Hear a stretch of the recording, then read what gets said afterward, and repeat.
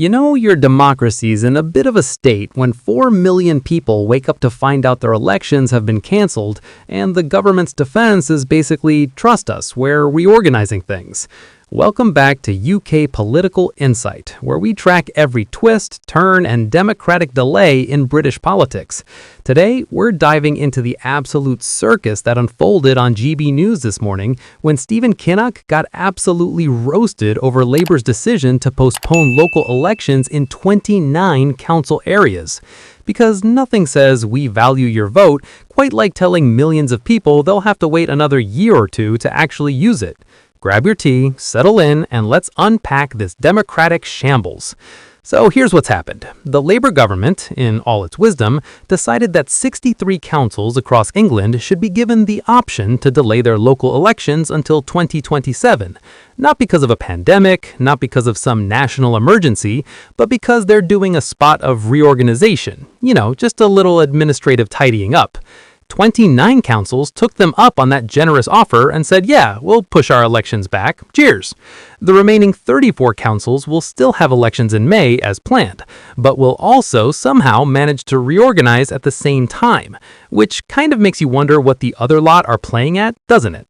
Stephen Kinnock, who drew the short straw and had to defend this mess on GB News this morning, walked into what can only be described as a verbal ambush. Hosts Stephen Dixon and Ellie were not having any of Labour's excuses, and honestly, watching a politician squirm under proper scrutiny is almost as rare as finding a straight answer in Parliament these days.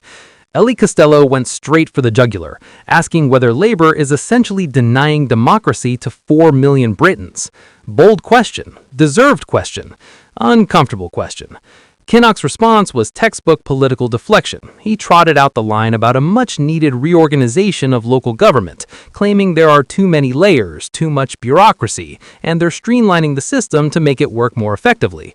All very sensible sounding until you remember that elections are kind of the fundamental building block of democracy, and postponing them because administrative reorganization is complicated is a bit like canceling your birthday because you haven't finished redecorating the living room. Sure, it might be messy right now, but people were still expecting cake. The argument Kinnock made is that holding elections in areas undergoing reorganization doesn't stack up because those areas might not exist in a year or so, which, fair enough, sounds logical on paper. Why elect councillors for an authority that's about to be merged or abolished? Except here's the thing, and Stephen Dixon absolutely nailed this point. These elections were already delayed last year for exactly the same reason. So we're not talking about a one-time postponement for a quick administrative fix. We're talking about repeated delays, pushing democratic accountability further and further down the road while the government tinkers with council structures like they're rearranging furniture. Stephen Dixon's comeback was absolutely perfect. He pointed out that the reorganization excuse might have been acceptable last year, but using it again this year just doesn't wash. Why is this reorganization taking several years? Why can't they get it done? At some point, you've got to bite the bullet and let people vote regardless of whether you've finished your administrative paperwork. It's a mic drop moment that cuts through all the bureaucratic waffle and gets to the heart of the issue. Democracy shouldn't be postponed indefinitely because the government finds reorganization complicated. Kinnock's defense was to blame the Conservatives, naturally, because when in doubt, point at the previous lot and shout, they started it. He claimed Labour is dealing with 15 years of Tory neglect and incompetence, that local government is a big mess that requires careful planning to fix.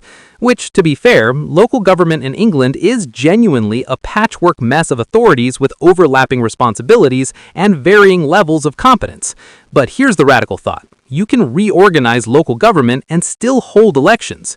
Other councils are managing it. 34 of them, in fact, are going ahead with elections in May while also reorganizing at the same time, which kind of makes you wonder what the other lot are playing at, doesn't it? The answer, if we're being cynical, and we absolutely should be when it comes to politicians delaying elections, is probably that Labour-controlled councils or councils likely to flip to Labour might benefit from a delay.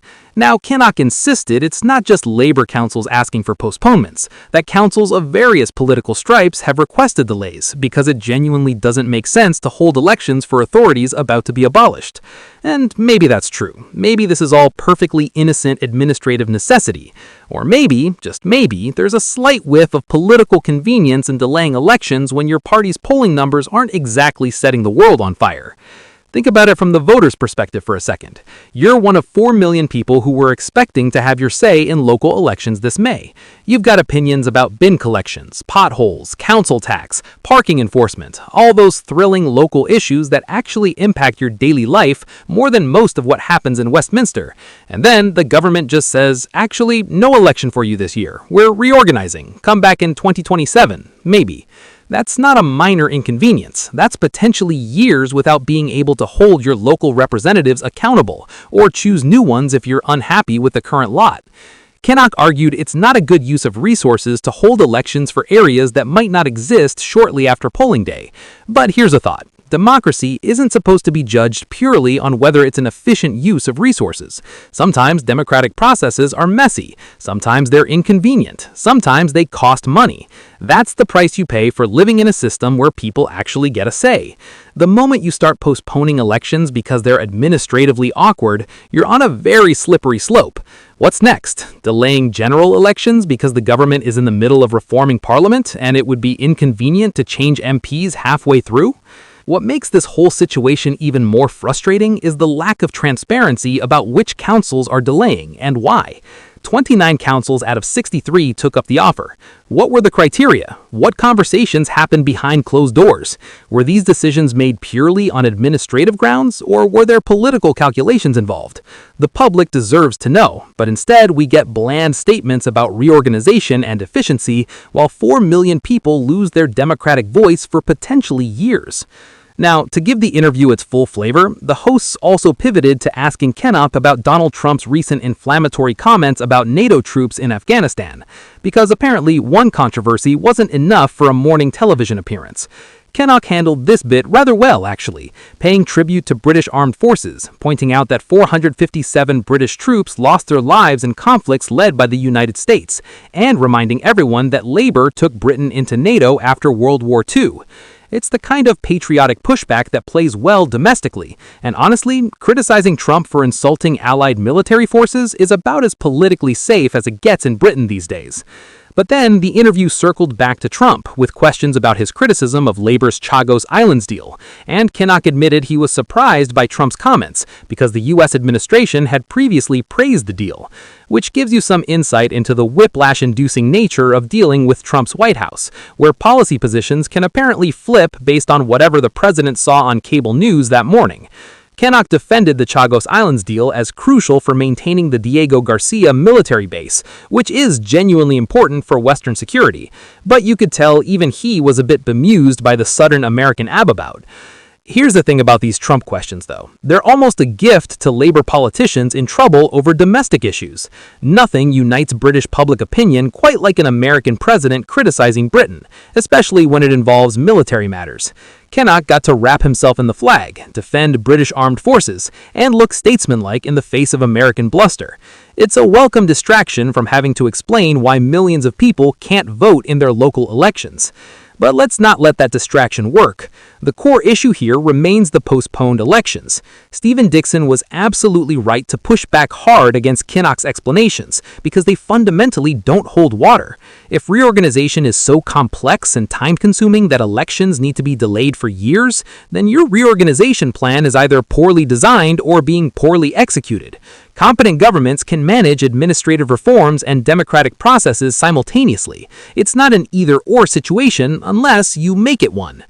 There's also the broader question of precedent. Once you establish that elections can be postponed for administrative convenience, where does it stop? What's to prevent future governments from finding increasingly creative reasons to delay elections when the political timing doesn't suit them? This might seem like an overreaction, but democratic norms erode slowly, one seemingly reasonable exception at a time.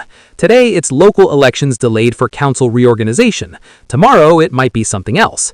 The fact that some councils are proceeding with elections while reorganizing proves it can be done. Those 34 councils haven't thrown their hands up and declared it impossible. They're getting on with both democracy and administrative reform, like grown-up institutions should.